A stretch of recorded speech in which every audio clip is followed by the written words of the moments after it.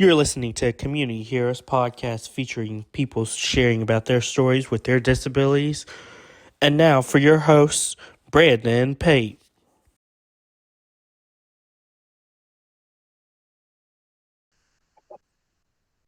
Welcome back to Community Heroes podcast. In today's episode, we have the privilege of interviewing the US Paralympian disc thrower Jessica Heims. How are you doing today?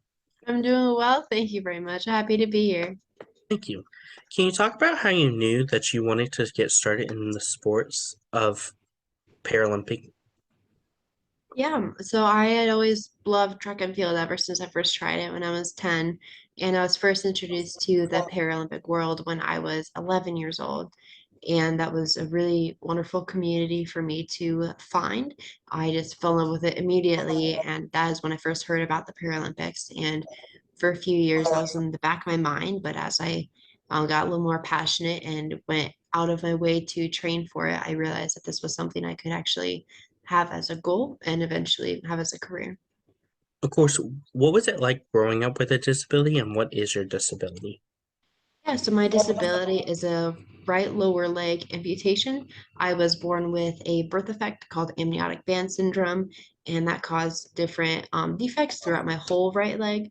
And so when I was a year old, my parents and my doctors decided to amputate my leg below the knee, and I've been wearing prosthetics ever since.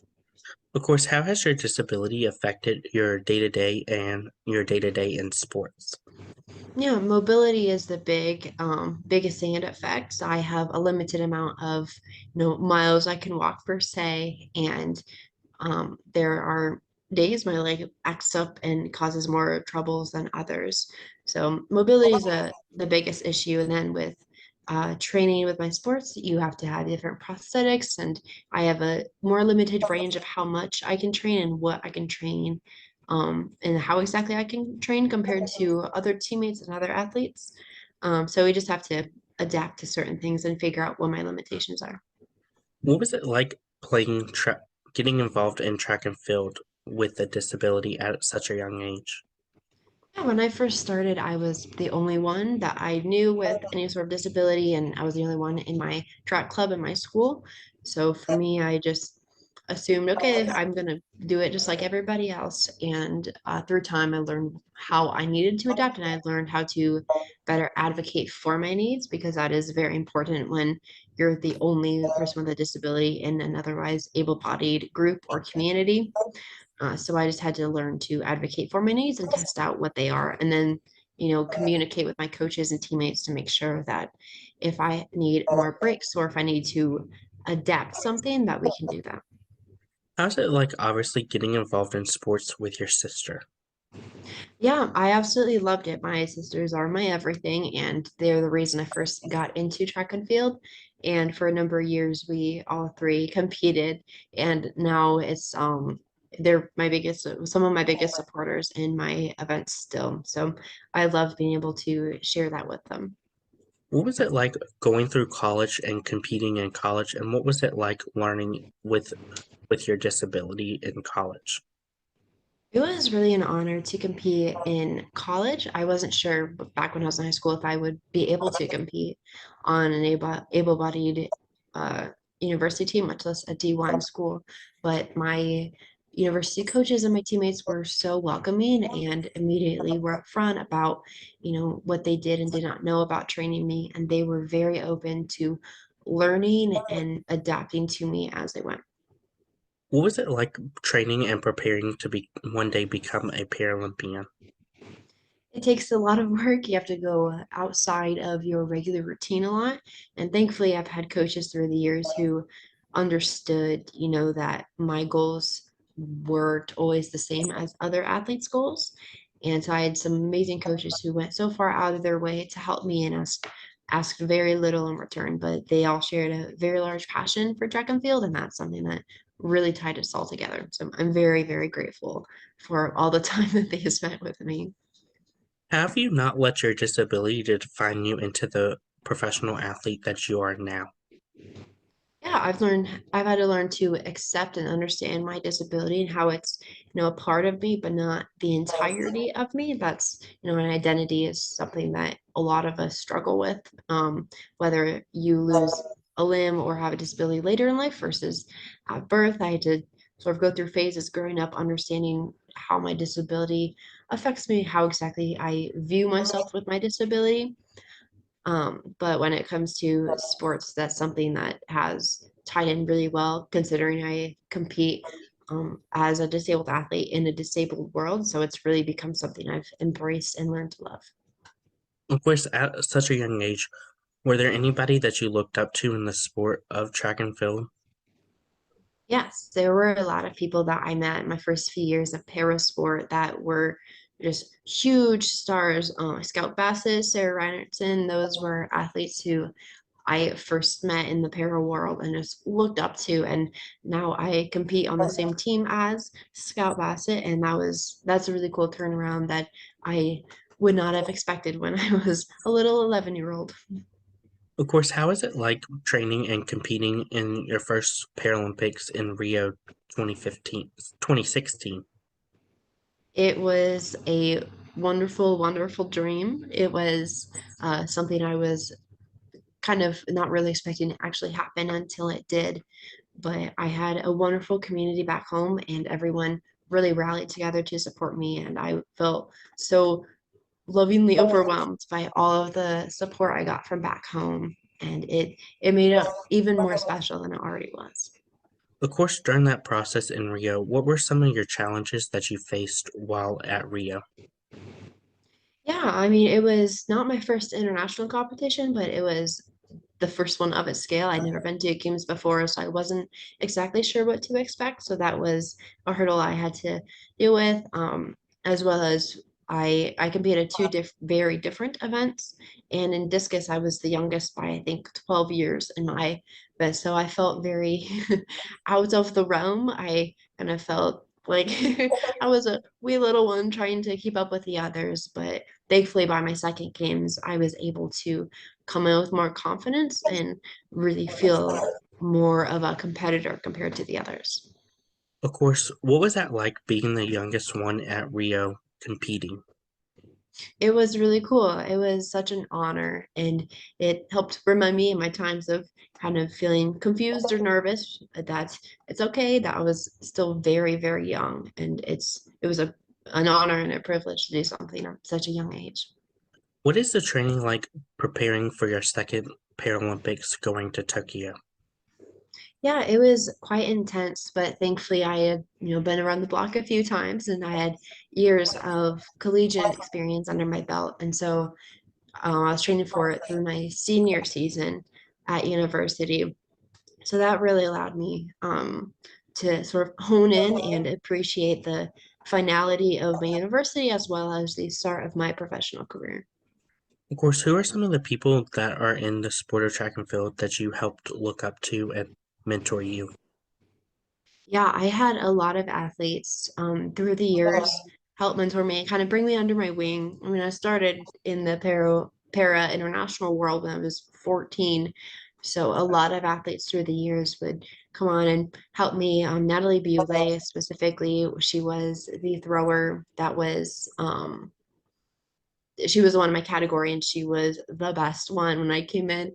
And so she was so amazing taking me under her wing. And I just owe her a lot for her support. And when she retired from discus, I didn't have a sigh of relief of, oh, one less competitor. I felt saddened because she really helped me feel like a part of the family. And she's someone I loved so dearly. Of course, during the Paralympic time, what was it like training? What was it like competing, but also when you weren't competing, what were you doing to rest your body and to rest your legs? Yeah, at the Paralympics, we have different recovery rooms. And so they have trainers and recovery boots and ice and everything you need. So I had to really make sure to take care of my body and rest it. When you're at a games, there's so much to do and you want to go walk around all the time and see people, but you have to remind yourself that this isn't just a summer camp. You have very serious competition to look forward to. So you have to balance that and allow yourself to take some breathers and rest your body to prepare. Of course, as an athlete, what is it like knowing that you hold for the record for the world record for the disc throwing? Yeah, it is an honor. It's really cool. I've had the honor to throw a world record a few separate times, and each time is very exciting and kind of pinch inducing. It's something that really humbles me. What does it mean to have a platform to bring awareness to disabilities as a Paralympian? Yes, it's something that I love. I love having that platform to help inspire and encourage others, particularly others with similar disabilities. Anytime I've been reached out to by someone through social media or in person that has told me I've helped their journey, it's really humbling. It's something that I absolutely love, and I try my best to, help honor that platform because not everyone has that. And I don't know how long I will have, a platform to help others, but as long as I can, I will do what I can to do that. What would you tell your younger self looking back at your career? Mm, I would tell myself to enjoy the ride, and to, let God take control of whatever needs to happen. I've had major highs and major lows, and through it all, I know that, the journey is bigger than myself. And I would encourage myself to enjoy it and appreciate it, more than I did. I still try very hard to, but sometimes a moment escapes from you. So that's what I would encourage my younger self to do. What is it like, obviously, helping those younger athletes that are just up and coming, that are trying to become a Paralympian? Yes, I love helping them. I love working with them, and it's so fun seeing, my younger self in them. I It's really cool to see an athlete who is going into the para adaptive world for the first time. I remember what that was like for me the first time I didn't feel separate or alone, the first time I really felt like I was understood by a group of people or a group of athletes. And to see that reflected on other athletes' faces is so cool to me. And it just makes me feel so happy for my younger self and for everyone who has that opportunity to feel exactly the same way I did. Of course, how is it like, obviously, having a tribe and a union where you have that ability to have people just like you that are going through the same challenges and faces that you are? It's really amazing. I mean, the para world has such a unique understanding. We're all very individual people, so we have, we can have the same gripes or love for people as anyone else, but there's a really cool understanding of when you meet someone in the para world that, we've all been through challenges that's hard to understand when you're not from the world, and having that understood without any communication. It's a really cool bond. It's a very, very special bond that I've found to be very hard to replicate outside of the Paralympics. How's it been like, obviously, meeting your fans and knowing and getting to hear their stories, just like how you've shared your story with your disability, hearing their story about their disabilities and challenges? Yeah. Yeah, I love hearing stories from other people. Something that's so unique with the adaptive and disability world is, we all have very similar understandings, but every story is so unique. And it's really cool when you get to meet someone who has the same exact disability, or, your stories, you somehow have a connection that you thought, oh man, I never knew anyone else dealt with this. And it's also a cool connection of when you have a question, you know exactly who to go to. And we're all very creative and adaptive people, so it's fun to hear other people's stories and, help them come into their own as they're growing older. Of course, what are some of your future plans in the sport of disc throwing? Yes, I'm currently a professional discus thrower, and I plan to do that as long as the Lord is willing and as long as my body holds up. For the foreseeable future, I would love to continue what I'm doing because I love the sport so much. I know there's so much growth, but along with that, I am working on the more business side of things, on helping, establish different rules and regulations for up and coming adaptive athletes, and I'm helping to establish rules with the NCAA to allow athletes such as myself to have opportunities that either I had or opportunities that I did not have that would be open for more people in the future. What is that going to be like to obviously work with the NCAA and get more adaptive sports in the NCAA to give platforms to those college athletes? Yeah, it's really cool. I have to, every meeting I have with those committees, I have to remind myself of what a cool opportunity and unique opportunity it is to have this. I mean, we're really trailblazing with a lot of different things here. And, even in the next few years, the basketball tournaments and NCAA want to host wheelchair basketball tournaments, and that's been unheard of until now. And so just seeing these changes happen in real time and being the first to hear about these announcements is so cool to me. It's something that is an honor and it's humbling to even be a part of, let alone help trailblaze. What advice would you give those people that are looking to get into the sport of Paralympic track and field? Yes, I would give them advice to follow your passion.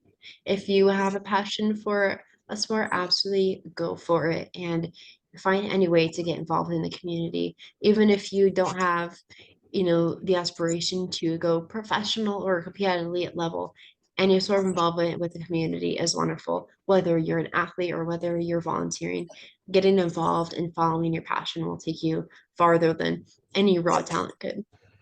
What advice would you give people that are looking to be involved in sports with disabilities, whether it's being an athlete or a coach or just getting involved in sports?